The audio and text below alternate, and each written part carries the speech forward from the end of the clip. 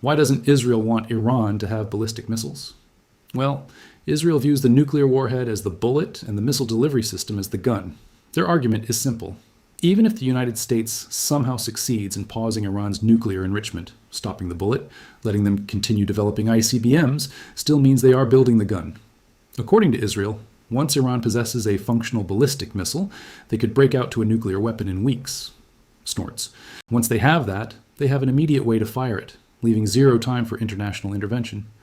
But how does an intercontinental or ballistic missile threat actually endanger Israel right now? While ICBMs are designed to hit Europe or the United States, the very same technology used to build them directly advances the Iranian regime's medium-range ballistic missiles. These shorter-range weapons can already reach Tel Aviv and Jerusalem in minutes. Israel fears that, without any limits, Iran will mass-produce these missiles to the point where the threat becomes overwhelming and unstoppable, point where they overwhelm the Iron Dome and Arrow defense systems, a fear that was realized during the heavy barrages of the June 2025 conflict. They argue that sanctions relief would release billions of dollars that wouldn't go to infrastructure, but would be funneled immediately into rebuilding missile stockpiles and funding proxies like Hezbollah and the other sponsored groups to attack Israel from the north and south. Israel is using the leverage argument. According to Prime Minister Netanyahu, he has reportedly presented intelligence to President Trump, suggesting Iran's ultimate goal is a missile capable of striking the U.S. mainland by framing this as a direct threat to the American homeland. Israel hopes to force the U.S. to maintain a maximum pressure campaign rather than settling for a limited, nuclear-only treaty. What is the red line Israel has said if the U.S. allows the missile program to continue? Israel has conveyed to American officials that if the missile program advances unchecked, they will strike Iran alone. However, they prefer not to do this.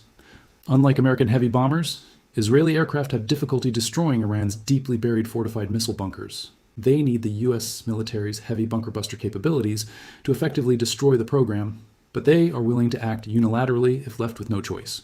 Iran reportedly managed to penetrate Israel's Iron Dome and Arrow missile defense systems using the Fatah missile, which is equipped with a hypersonic glide vehicle capable of reaching speeds between Mach 5 and Mach 20, up to 17,900 km/h, or roughly 10,000 mph. At such extreme speeds, the missile leaves air defense systems like Iron Dome, Arrow, and David's Sling with very little time to detect, track, and engage the threat, making interception efforts exceptionally difficult. This is how it works.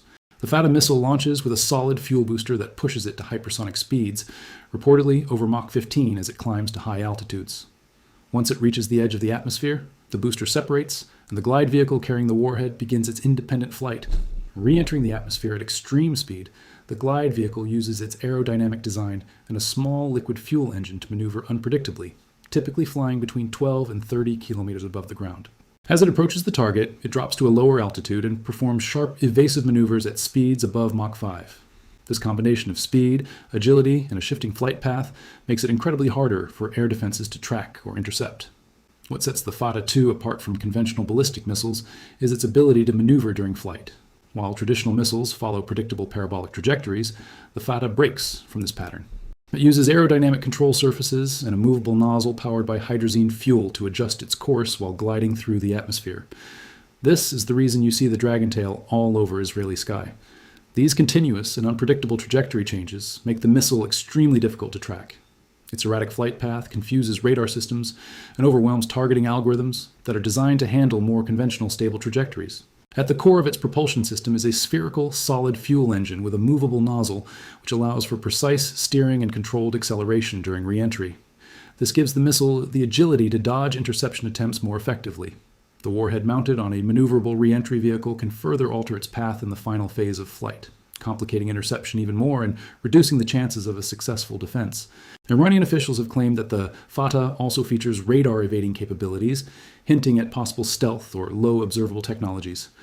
Iran has also asserted that the Fatah has already penetrated Israeli air defenses and struck high-value targets, including military intelligence facilities and the Israeli Air Defense headquarters in Tel Aviv.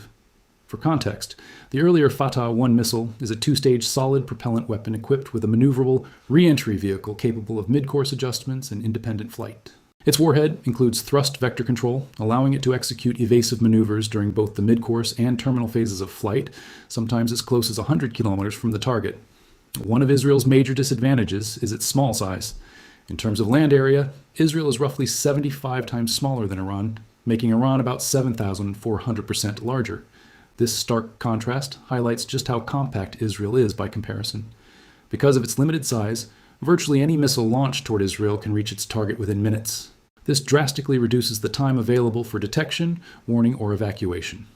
Geographically, Israel stretches about 470 km. This is around 290 miles from north to south, but at its narrowest point, it's only around 15 kilometers, which is 9 miles wide, with a maximum width of about 135 kilometers. This is around 84 miles. Because of Iran's larger size, it can hide its stockpiles of missiles all over the place. This makes it harder for Israel to destroy every missile storage. Let's take a look at why the Iron Dome failed to intercept the Iranian ballistic missiles. Apart from discussing the multi-layered missile defense system, the Iron Dome itself has a range of around 40 miles, while David's sling can intercept ballistic missiles up to a range of 180 miles. The top-tier Arrow anti-ballistic missile systems can target threats up to 1,500 miles away. After analyzing every Iranian ballistic salvo, we realized the Iranians would fire around 100 missiles mixed with drones and cruise missiles to overwhelm the Israeli air defense systems. They are then followed by these Fatah missiles. Although the Arrow missile defense system successfully intercepted many missiles before they reached Israel, many still got through. The main problem behind the failure to intercept was after the detachment of the glide vehicle from the launcher. The glide vehicle can change its trajectory multiple times, which confused the Arrow missiles. This maneuver also bypassed David's sling, and finally the Iron Dome system, which is not designed to counter hypersonic missiles like the Fatah model. These missiles were launched from Iranian territory, likely from areas around Tehran and other strategic missile bases, targeting multiple Israeli military installations in urban centers such as Tel Aviv and Jerusalem. To achieve this, Iran deployed hypersonic missiles attack on Israel, launching approximately 100 ballistic missiles and drones, including hypersonic variants and many salvos. This was a retaliatory strike following Israel's massive airstrikes on Iranian nuclear and military sites. Assuming the IDF intercepted 90% of the projectiles, even if just 10 managed to get through, the damage could still be devastating. A single ballistic missile warhead has the potential to destroy an entire city block, as we've seen in past strikes on Tel Aviv. The missile has a range of around 1,500 kilometers, only slightly more than its predecessor, the Fatah 1.